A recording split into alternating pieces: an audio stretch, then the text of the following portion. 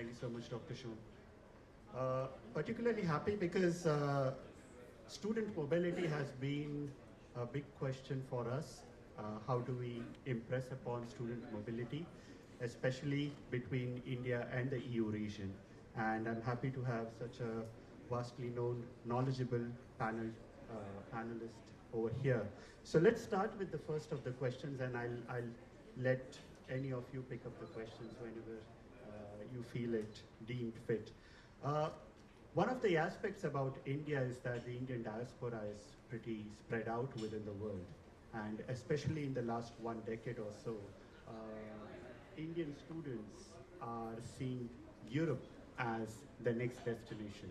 So in terms of this aspect, how can the EU Chamber collaborate with the different consulates and universities within your countries, and what kind of collaborations can set up improving upon the student mobility within these countries as well? So Maud, would you like to take that first? All right. Sorry. Thank you very much for the opportunity. So I happen to work also for the Indo-French Chamber of Commerce.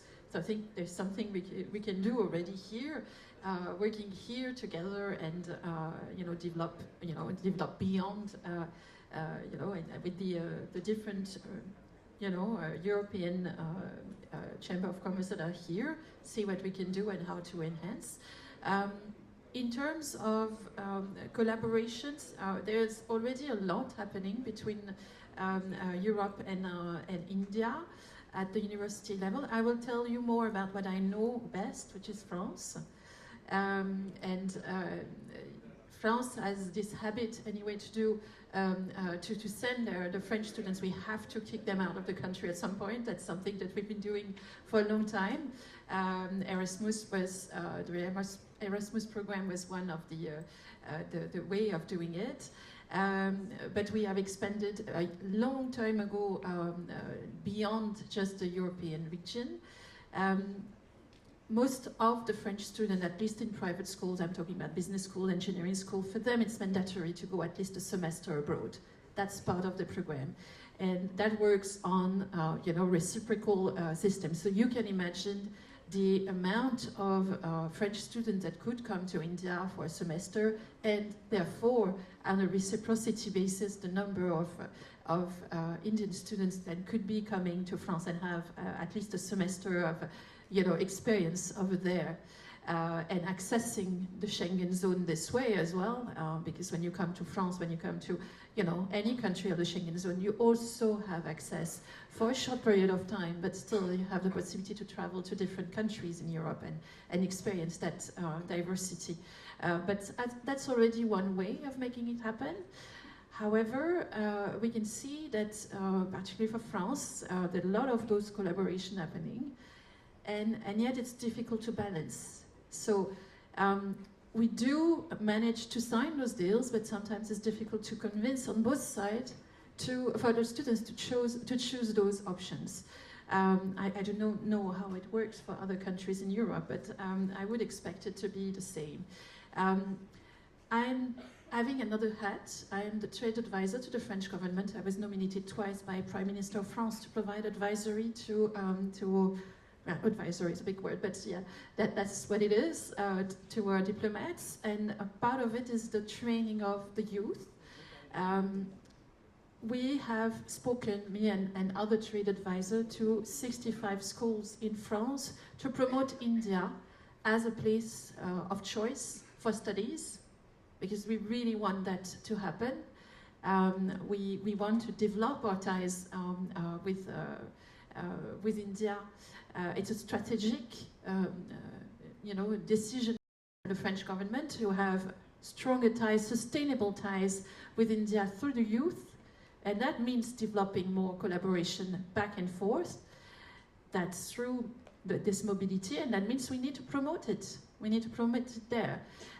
So you see how much of an importance we put into this by doing it ourselves. I think the Euro Chamber here could also help in helping Indian, the Indian counterpart to do it as well in Europe.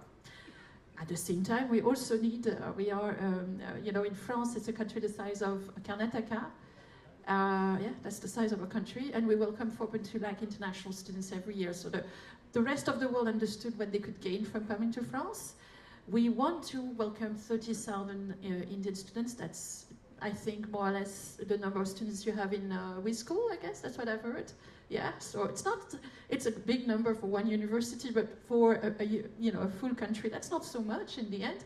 So it is something that is feasible, that is also very much sustainable, and that is a proof that we are not here for a brain drain. So, but we only are welcoming 10,000 at the moment. So there is a huge gap here that can be addressed, and I think the Europe Chamber of Commerce can do that. That's what I wanted to say. Yeah. Thank you so much for your thoughts, Maud. Mr. Isovic, would you like to add into that question? Sure, I can sure do that. I'm so happy to be here today. It's great to be part of this very important event. This is actually my third time in Mumbai, and I've been to India many times. And my point here is actually that there is a need to build strong partnership between the institutions.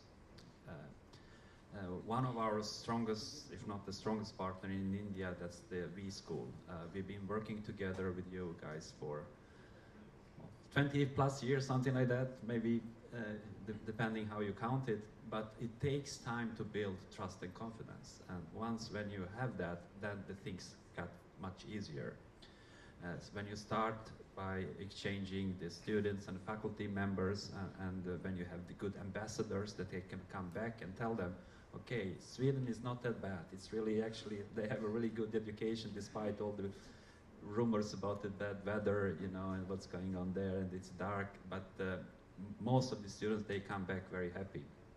The same way around, when we send students to India, they have some thoughts, okay, how this will work, what should we do, but once when they are here, when they are taken well care of, when they go back, they are also happy. So it's a very, very important to work with this type of ambassadors and spreading the good word about all this. What I would like to add when it comes to the Chamber of Commerce and possibility to make this even stronger, as several speakers today mentioned, it's very important to include the surrounding society in the education, the companies, the public sector. It's very important to equip the students with those skills, and the best way to do that is to make sure that you integrate the parts of the society, from the companies into the education, and to make sure that the companies are present, both when it comes to discussing the relevant content of the education, but most importantly, they should be ready also to accept students for internships, for master theses. They should be also able to perhaps provide some scholarships for students as well. We have had such scholarships before, and we have a lot of internships together with the companies, and we see what kind of difference it makes.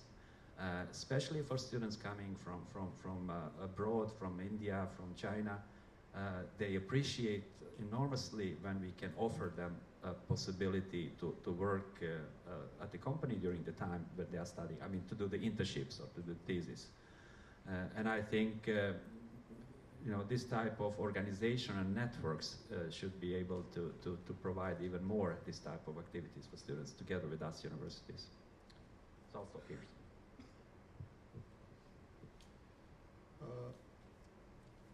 So post-pandemic, there was a big shift between students moving, studies moving digitally, and there was a big talk about hybrid education. My next question goes to Professor Ruettimann. So in this kind of a setup, how can hybrid and online learning models facilitate mobility and cross-border education?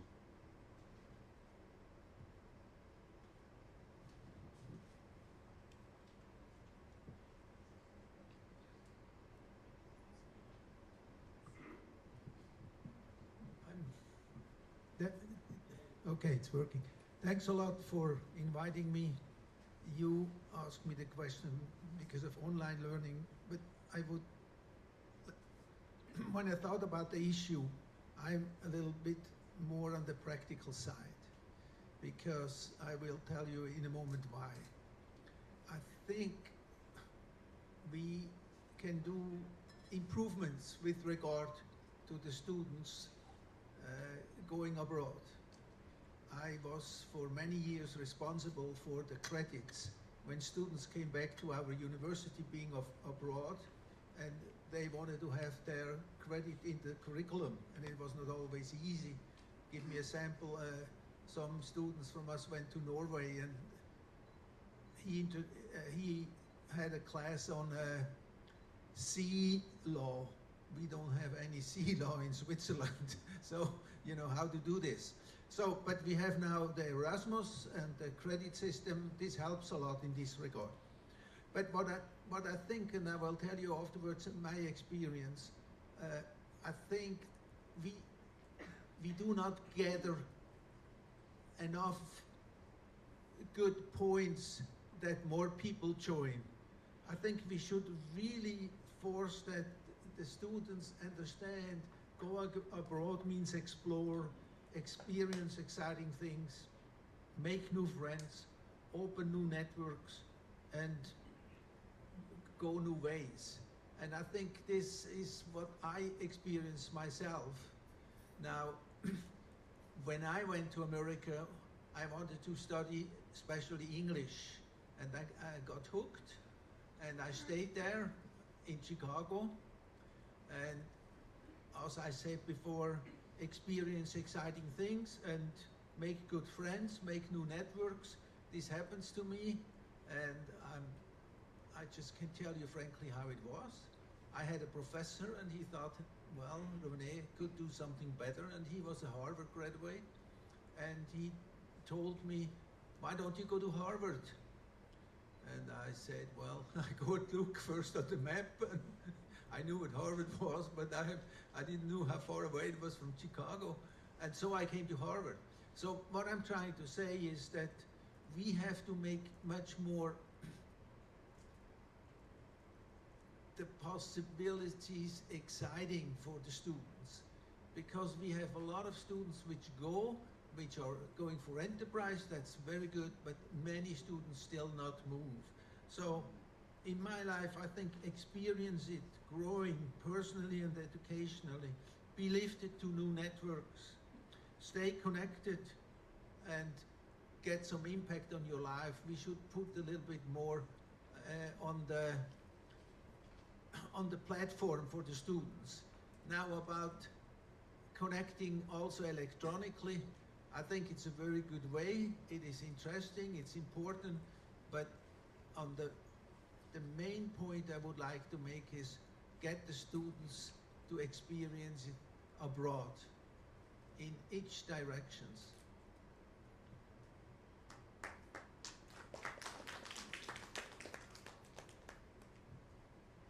Mr. Joshi, would you like to add in any of your thoughts on the question of digital learning and online hybrid education, specifically in terms of maybe learning and development programs which are being practiced within your organization, and how it has changed over the last 5 to 10 years? Sure.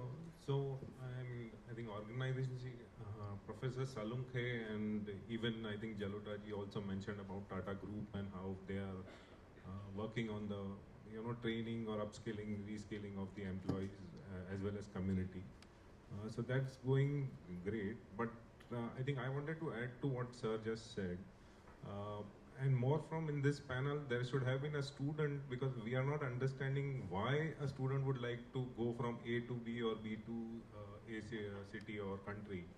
And from that perspective, see, technology has already break the barriers of education. So if I want to learn something, I can do it through YouTube and so many platforms available. But from a student's perspective, I think at least from an India side, generally students would like to not only go for education, but for employment. So are they getting enough opportunity there?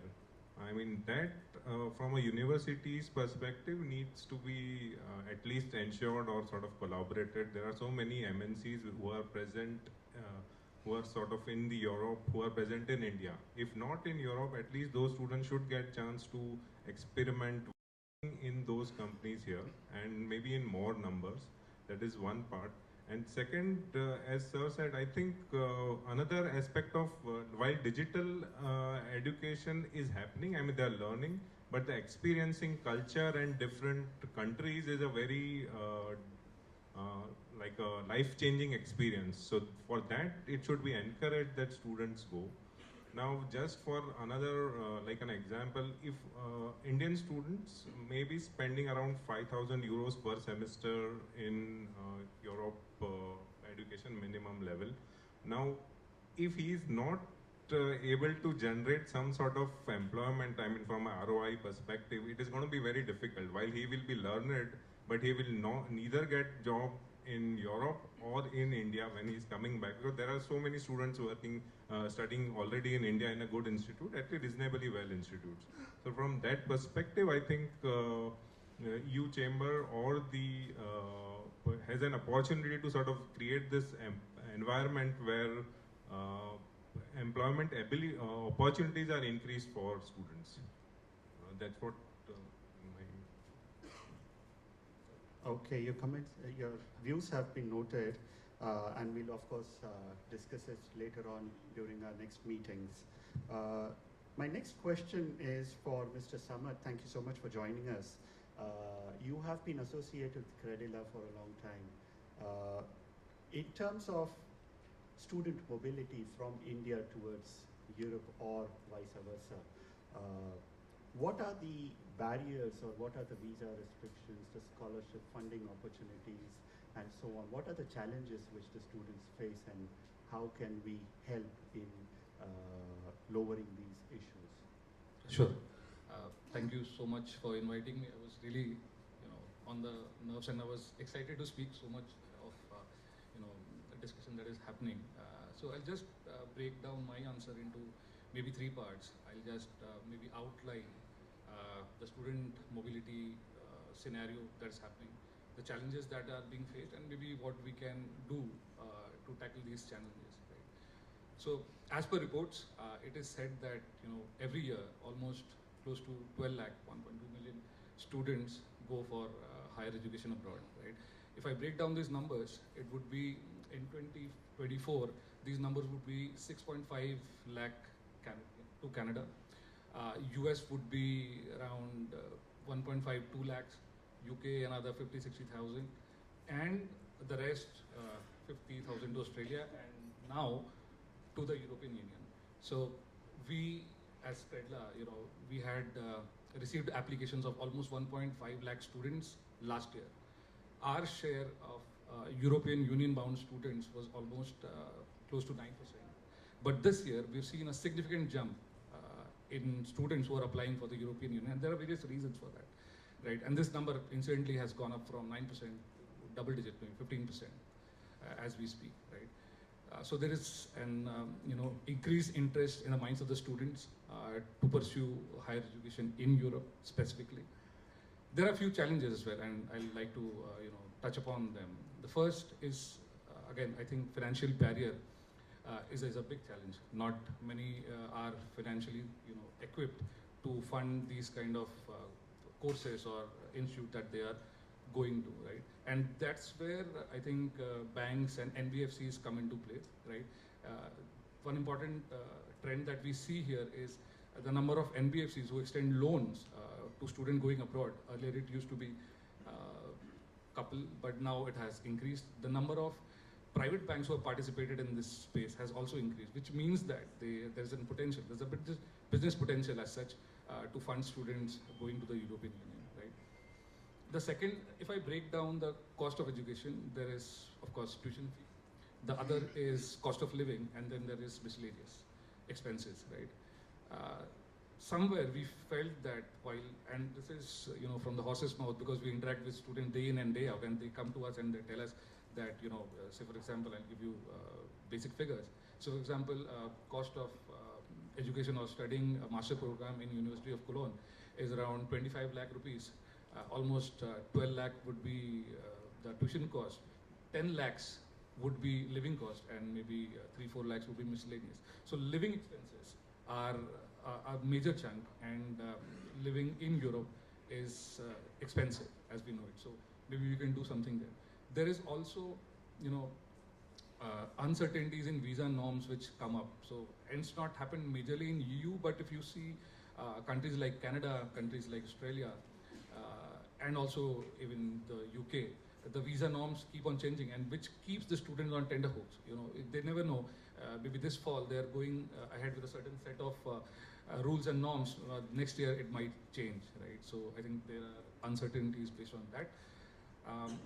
You know, we can all join hands and do a lot of things to do for the students. For example, one possible solution could be, you know, creating a joint scholarship and grants program, because, you know, the deserving candidate shouldn't be inhibited just because of lack of funds. I think that is where scholarships and funds would come into picture.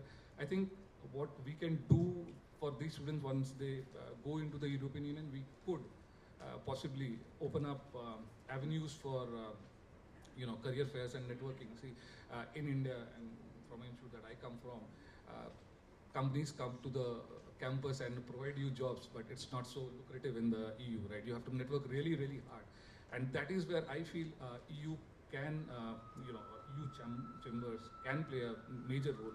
If we can create an ecosystem like that, that will be really nice and a great thing to do. Third thing, I think there is certain innovation when it comes to language. Say, for example, you want to go to study in a German university, you need to have a certain proficiency in German language. Not many of the students are equipped. Maybe we could work with consulates, maybe with individual bodies, give practical language training so that students get more equipped and more, you know, they can familiarize themselves with the language, and this will be an added bonus when they go to European countries for study. Thanks. All right, thank you so much, Mr. Samad.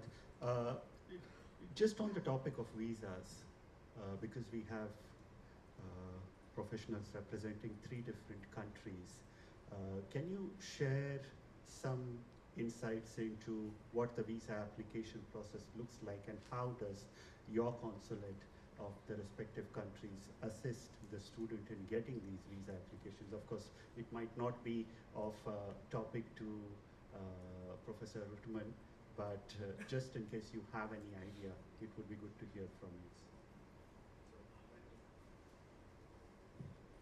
you. Look, when I think about getting visas and getting all this stuff, I'm a member of several associations like this one in Europe, in Switzerland, and none of them has some kind of a person designated for studying. So I think the commercial thing which you do here and you propose, it would be nice if the students could talk on to somebody of a joint chamber of commerce, so maybe they can really add a person. And the other thing is, I speak about Switzerland, so of course we have clear restrictions, but everything is available in English, and you just have to go to proceed, and you can go to the Swiss consulate, the Swiss societies here. I think that the visa should not be the point. As you said before, I think that the most difficult point is the living expenses. I mean, you cannot believe, I did not believe how cheap the taxi was for me. In Switzerland, I cannot even sit in a taxi for the price I drive here for a half an hour. So just getting in, I pay more. So the living expenses, this is the key issue. And I think here, universities in Switzerland, and maybe here, they can help to solve this problem. So I understand your question, but since we all in Europe have the same visa requirements, it should be easier now. So that's my point.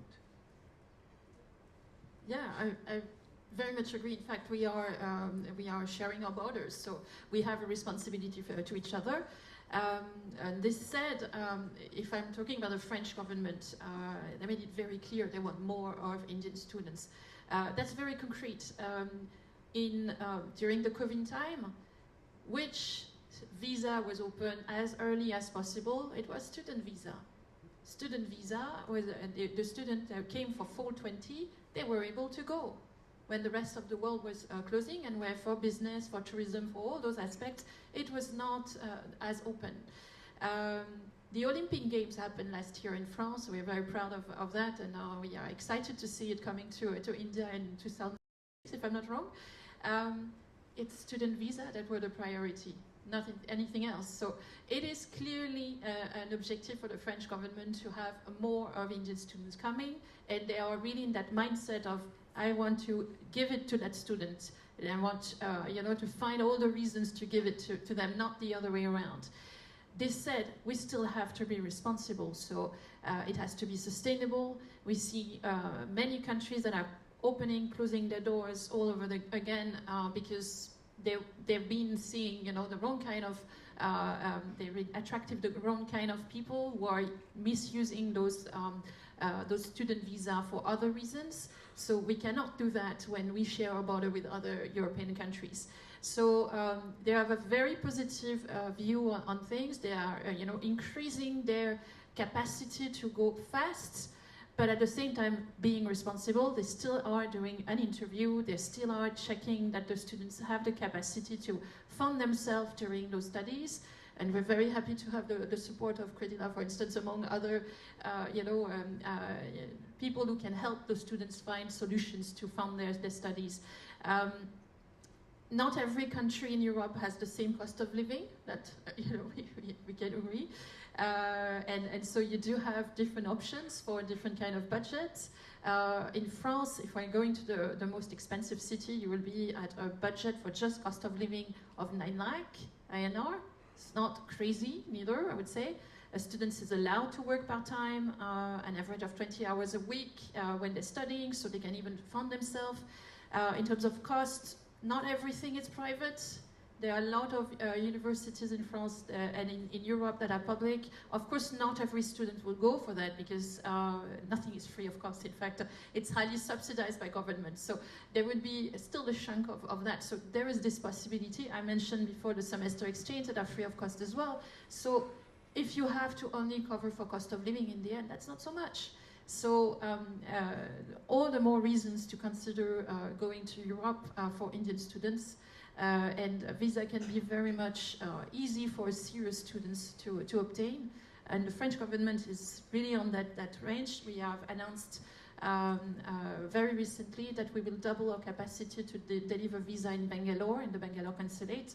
And I think that says a lot on how we make it happen. Thank you. Well, I agree with my colleagues. There are quite a few challenges, and the visa is one of them. One of the biggest problems, at least before, it took such a long time to get a visa. While the visa has been processing, the students, they probably go somewhere else, to some other countries that will process it much faster. But that has changed now, I can say. It is faster processing of applications in Sweden. Still, I would like to encourage everybody who is empowered to make it even shorter, please do, because it can be shortened, it should be shortened, all this process, and the students should get their answers much faster than they are getting today. Then also from our side, we are trying to do our best. We are in the contact with the organizations that are issuing visas. We call them, we tell them those are our students. We've been collaborating for a long time, and we try to help them in any ways that we can. So far we managed to get most of the students through the process, but important to think of that, apply on time and be on time if you're gonna apply for countries in the European Union. It depends from country to country, but still be on time. And there is actually another challenge that I would like to say a couple of words about. It is the differences in educational system and expectations on students as well, I would like to say, or the students' expectations. In Sweden, at least, there is a lot of responsibility on student itself. The students should take responsibility for their education, and they should be. There are not so many lecturing time, if you put it that way, as you could say in many other countries. I mean, but even if there is nothing in between the lectures, the students are still supposed to do their own work during that time. So it's a full-time studies, but sometimes students will not understand that. They think, okay, I will wait for the professor to tell me what to do, and that usually doesn't work that well, and not at least in Sweden.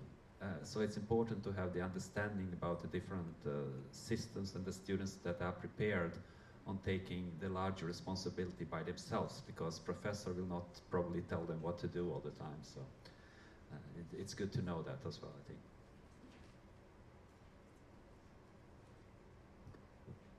Thank you so much for your views. Coming to the question of scholarships and fundings, and I'd like to take an insight from all of you, to be very frank. In terms of scholarships, of course, there are times when the colleges help. There are times when the industry helps. So what more can we do from what is being done till now to assist students when they are thinking of higher education, whether it is Indian students going to EU or the EU students coming to India?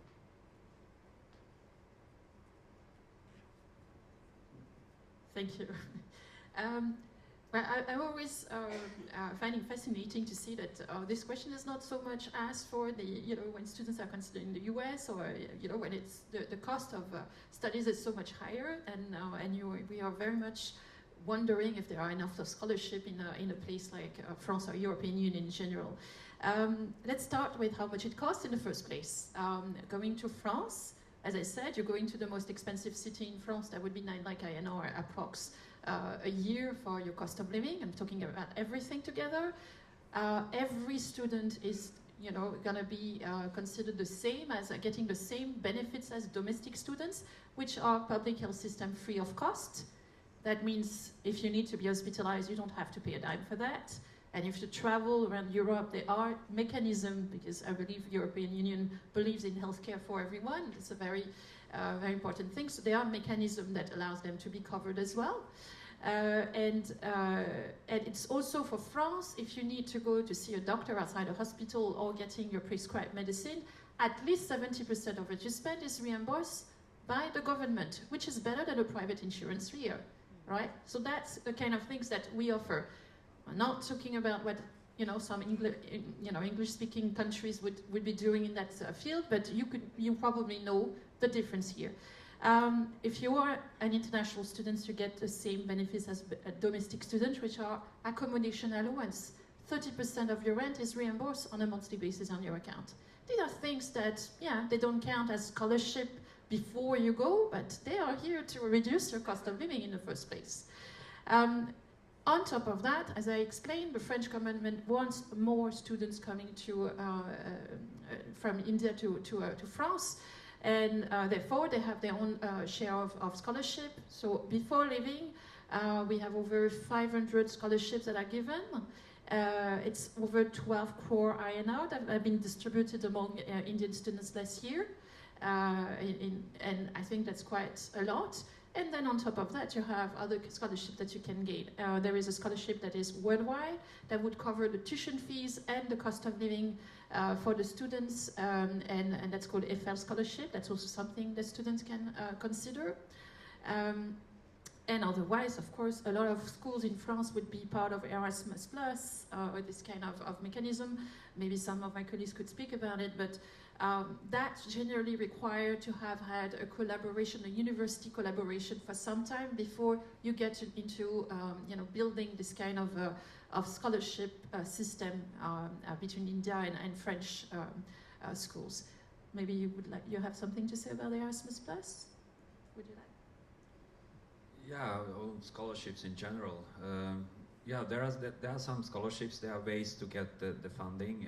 In Sweden, there are several programs that one can apply for, but usually it requires that universities quite much involved in that. For instance, our university has applied for several such programs over the years, and we could give scholarships to students. Through this collaboration that we had with V School, for instance, we had the scholarships for students coming back and forth, and we managed to exchange more than 70 students and staff through that.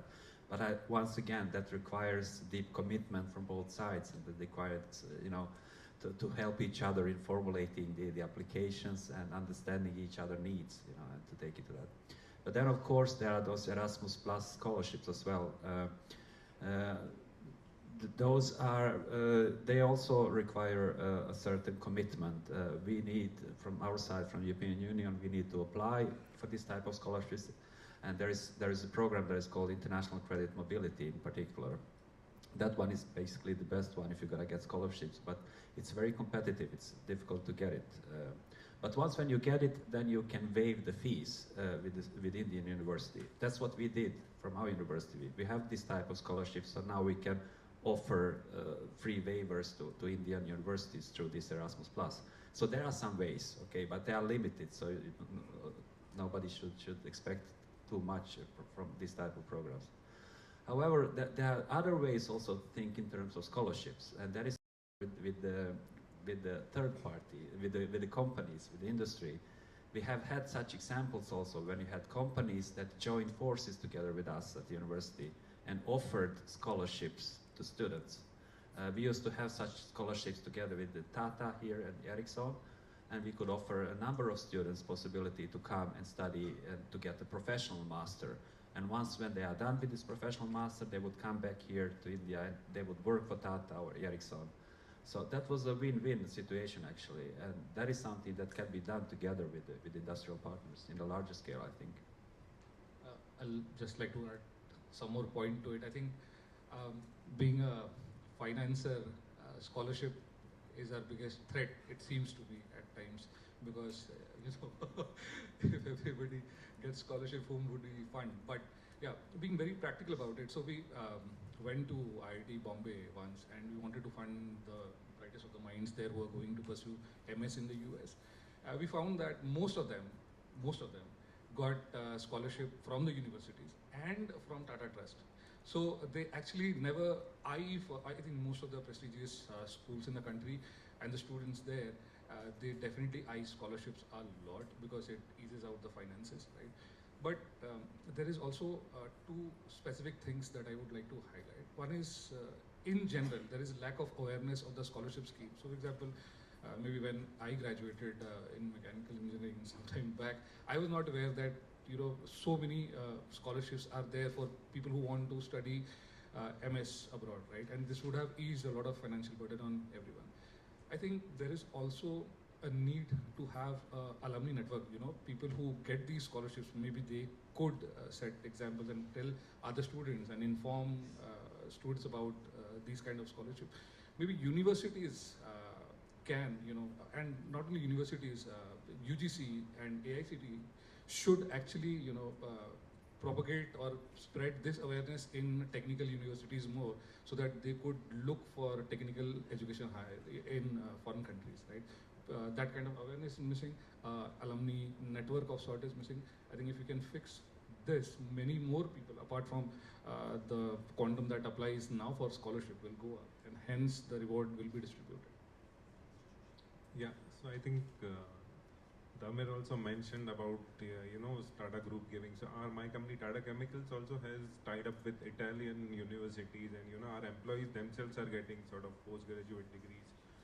Engineers are getting management degrees and those sort of things.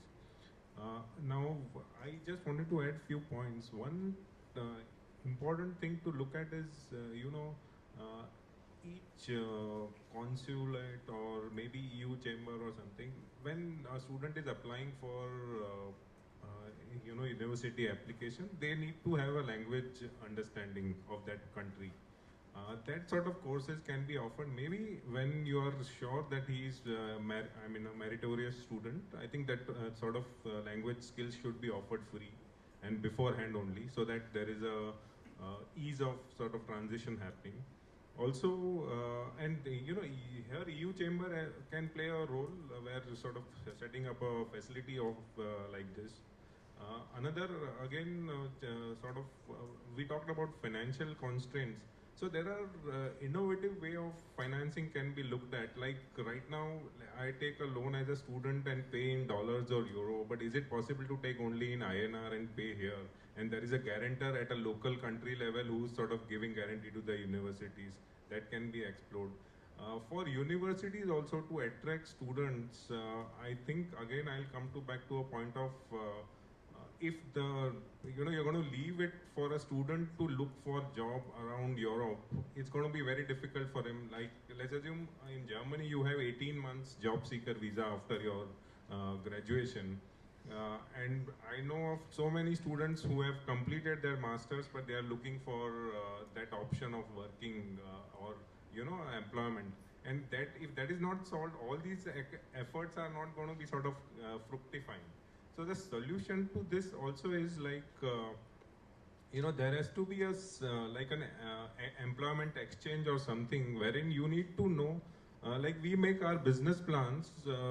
So we do a forecasting. Similarly, each company or each country needs to forecast what sort of skills are required, what sort of engineering. Let's assume a chemical engineer is required or mechanical, because student is studying from whatever he is advised, or he is getting some worldly view, and they may go into IT or other engineering. But that is not the requirement which is coming at a manufacturing end or other industries end. And that needs to be buried. So I think academia and industry needs to have a common platform where that forecasting of skill requirement is happening, and that can be sort of addressed across the Europe, and I mean definitely at the country level also. But that can be a bridge to this scholarship. See, I'm at this junction. I think in India there are so many organizations like not only Tata Trust or anyone, but a lot of scholarship, a lot of funding is possible to get. But the challenge is really after doing all these things, if they are not going to really get the job which they are looking for, or they're going to be happy with that, I think this whole thing will fail.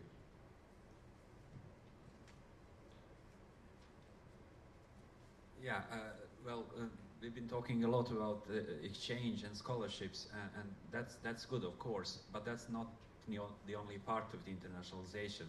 I mean, we can only reach a limited number of students through scholarships and through mobility, but in order to get the intercultural exchange, you can do many other things. You can have virtual collaborations, combining student teams from the different universities. We have quite a lot of experience in doing that, a very good experience when the students are virtually connecting to each other, collaborating on the same challenges. And then in that sense, you can mix larger students groups, you can mix different disciplines as well, and then you get a much broader base that you can educate. So I was thinking about that, because this morning somebody mentioned that there is a very few number of specialists educated in the country here compared to all the students. But in order to educate even more students, take it on a broad basis, and in order to offer them possibility to have an intercultural, multidisciplinary experience, we can do a lot more through these virtual collaborations. We have learned a lot during the pandemics, all of us. We are prepared for this. I think we should take bigger advantage of that as well now, and not only focus on the mobility. Right? That mobility is just one part of internationalization. That's my point. Maybe just a quick thought. Finances is an issue, but before it was more getting a visa and all those kind of things. What I'm trying to say is, so many things so many issues are non-issues anymore. As you said about visa, I mean, you get a visa if you are accepted on a university. You have Erasmus, you have EPCS. So we know exactly among the universities what the credit is worth for it. I think we can do, as you just said, we can have study trips, joint projects. It can be through Zoom. But on the other hand, we have to kindle the fire among more students, how exciting it is. Look, in life you have many things. You don't know about your birth, but you know about your marriage, and you have exciting things. But studying and studying abroad is, at least for many of my friends and for myself, a big excitement in my life. And so we have to kindle the excitement, because the road is there, but we need more people to go there. I know finances is an issue, but you always can have a loan or what have you. I mean, I had a loan too when I was at the university, and they gave me 20 years to pay back. After 2 years, I was free. So, you know, kindle the excitement and get the people who stay on their own feet, not people who want to be carried on a carriage and everything is smooth. It's smooth. So that's a little bit my idea. So taking two thoughts forward, one is of course kindling the fire and forecasting of what to be taught next. What do you think is the next global trend, the next emerging trend that policymakers and us universities should concentrate upon in the next 5 years? Mr. Joshi, can you take that? And then I'll let the other panelists also come in. I mean, with limited understanding what I have, I think world over there is a scarcity of students who are going into pure sciences or getting into core subjects. So if that is not addressed, all these innovation stories or okay, technology and AI will do whatever it has to do to so much, but I think that needs to be, because even for universities it will be a business model problem, because if your departments are going to be closed and there are no students, how is it going to sort of operate and that way. So I think we need to, as a world, need to focus that more students go into research and more into the core subjects.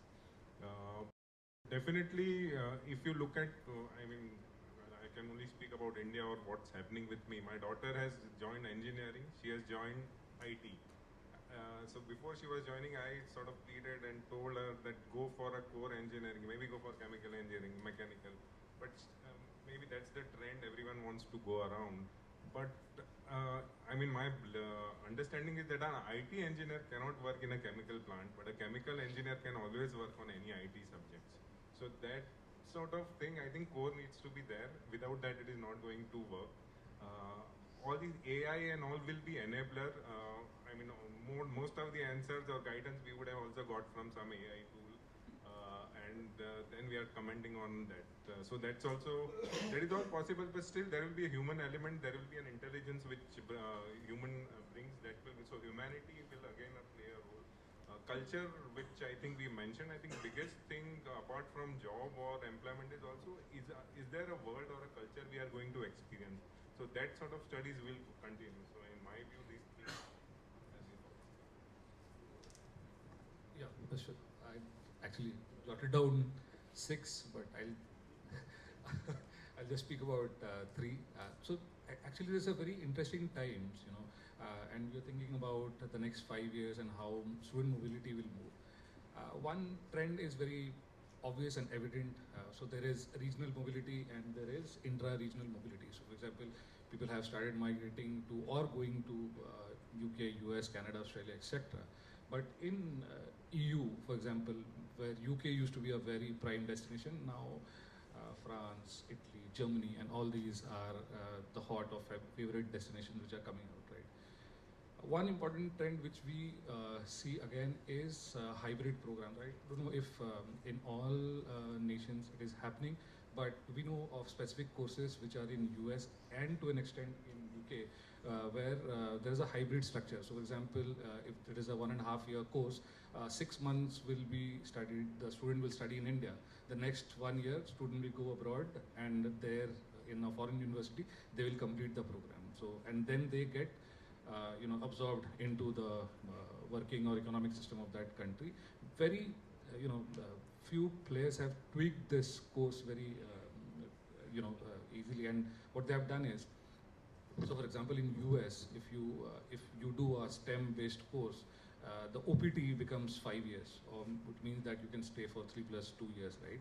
So this accounting course, which is a hybrid course that I'm talking about, they have embedded or introduced some element of STEM into it, which is something like a AI data intelligence module, and they have made that accounting subject as a STEM subject, which has actually enabled the takers of this particular course to extend their OPT. So these are, so just imagine if such trends continue, more and more of such courses will evolve.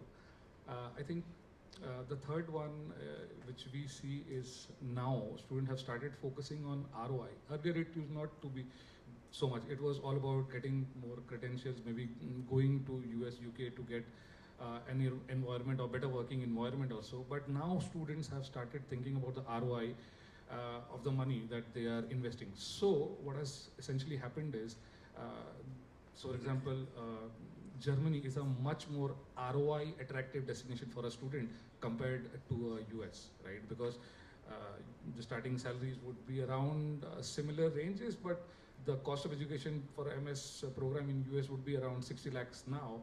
In Germany, it would be 25 lakhs. So that half of the cost, you get a superior, or a similar sort of education. So I think there is a change in the mindset of the student as they go ahead. Right? Final words from Dr. Atuman? Oh, the final word is a little difficult, but what I don't want to talk about politics, but somebody's turning some wheels at the moment and is not aware of that if you turn one wheel in the world, there are hundreds of wheels turning also. So, coming back, thank you. I'm glad you agree. So I have some friends. Yeah. But the same is in education. We are still a little bit, you are an engineer, you are this, but the wheels are much more connected. Now, when I think about what the university should do, the next 5 years should open a little bit engineering and this, not making everything the same. Not the one soup, everything in the same soup. But I think we have to open a little bit, since many new interesting jobs. And I just say one of the interesting programs we have in Switzerland is wind in the cities, air pollution and so on. So we have to open a little bit to our system, and I think then it makes it a little bit more interesting also for the students, and putting less the students in a drawer, as you said. So I think that's something we could do and should do, and I hope I can work on it. All right. Thank you so much, esteemed panelists. Thank you for your insights. It was an insightful discussion. We talked about bringing the Chambers of Commerce together, working with the Council of EU India Chamber, and seeing how to use synergies better. We spoke about developing ties with trade advisors within specific countries and seeing how the mobility can be impressed upon. We talked about integrating society into education. We spoke about creating virtual cultural collaborations between the EU colleges and the Indian colleges. Involving companies with the requirements of education, that was a point which was made multiple times by different panelists as well. We spoke about more inclusion, the ability for the students to explore and experience the different cultures across the two regions. Increasing of opportunities, whether it is for EU companies who are recruiting Indian students, or whether it is Indian companies based in Europe who would be in turn wanting to recruit Indian students studying there. Helping the students overcome the financial barriers in terms of assisting them with scholarship fundings, trying to be a bit more innovative in terms of this assistance, bringing in the academia and industry collaboration together to assist and kind of offset the burden of higher education, whether in EU or in India. So these were some of the takeaway points which I will of course go back to our higher education committee and discuss this internally and see how we can impress upon some of these positive changes. I once again thank you so much for your time, and thank you so much audience for your patient hearing. Okay. Do we have time for questions? Okay. I was last week with you too. All right. In fact, I have one question here which has come from Mr. Vipul Mehta. And he has mentioned that there are vocational education courses open to Indian students. Mr. Mehta, can you please raise your hand? Okay. All right. The question is from him. There are vocational education courses open to Indian students in Germany. What is your view about opening the same opportunities for Indian students within your own countries?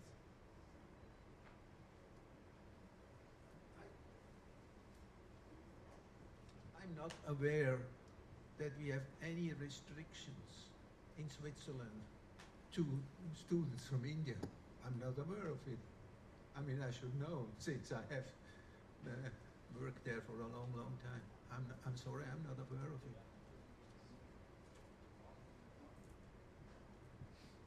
I very much agree with you. There is no, all kind of students are welcome.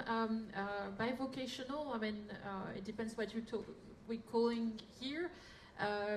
So, for instance, if we're talking about, so in France we have had a system with 1 year, 2 years of studies, or 3 years of studies, and that's for short-term kind of studies, bringing to more technician kind of work.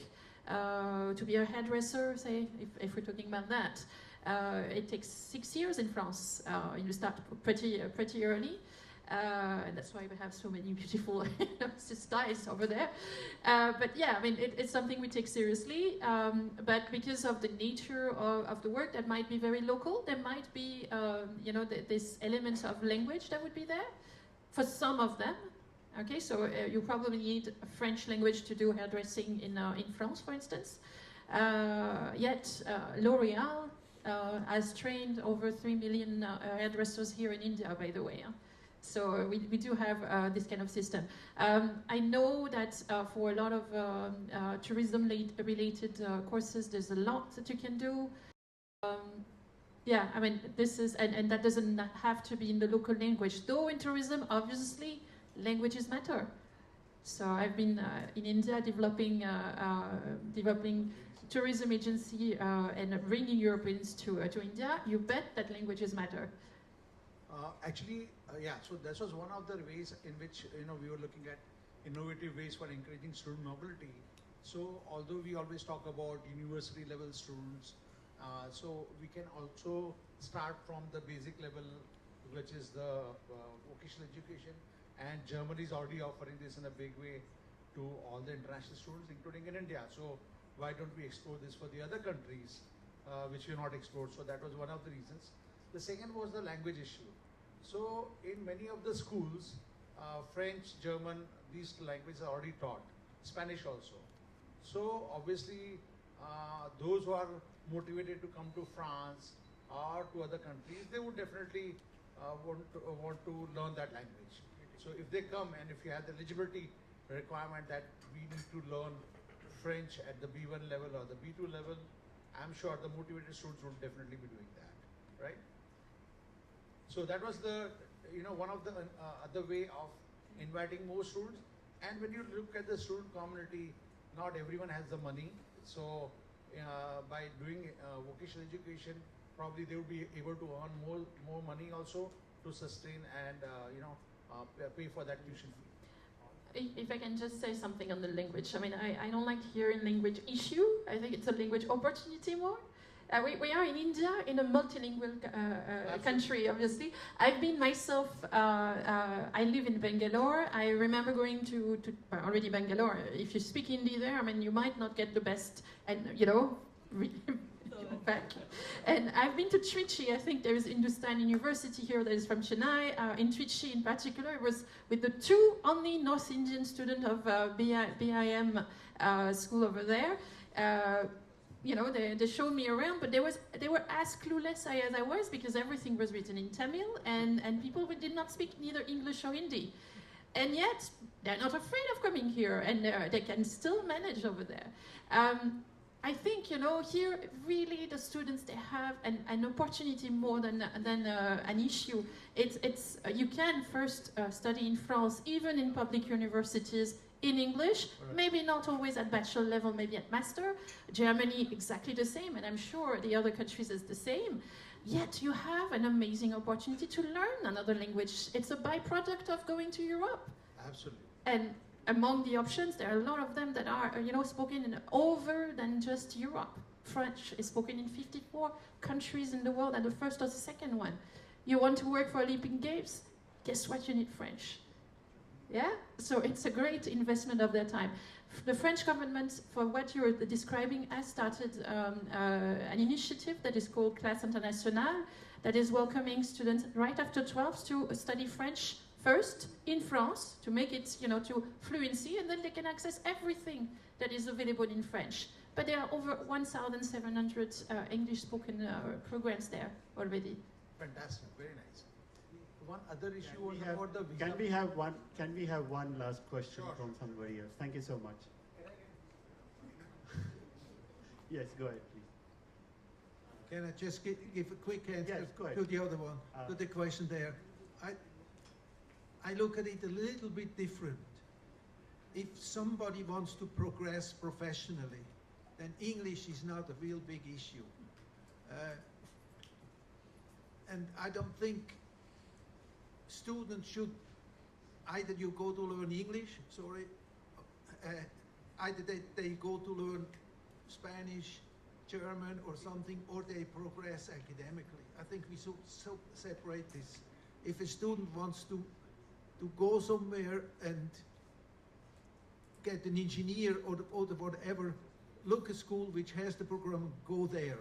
And you are well in English, so you don't have to worry about it.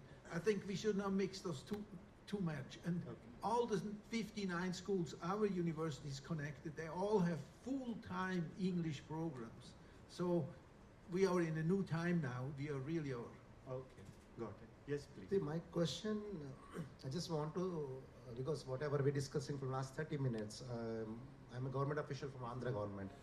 We did a lot of initiatives in terms of skill international and skill development and migrating children from state of Andhra or state from India to European countries.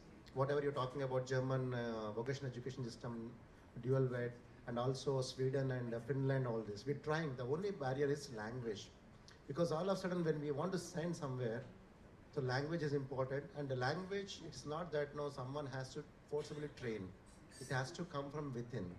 And for that, we need to establish language labs, train them, and some, because most of the nurses required in European countries. If you ask me, all the entire Europe can adopt, India can adopt one state, one country from Europe, because that much manpower requirement is there. Governments are working on it, especially NSDC is working on it. But only thing is, the only barrier here is language and culture. That both we are trying to give for the students from high school onwards itself. So we are looking for. In fact, I'm going to add this point to how we can influence the Council of EU India Chamber to bring in a lot more awareness among the current Indian students to take up language learning, especially a second European language, and to help them take up these decisions of higher education a lot better and take a lot of, I would say, how they can benefit from it when they are within the European Union, right? I think we are out of time now, and I thank you once again, my panelists, for your time and to the audience for your patient hearing. Thank you so much. Thank you all to the esteemed speakers.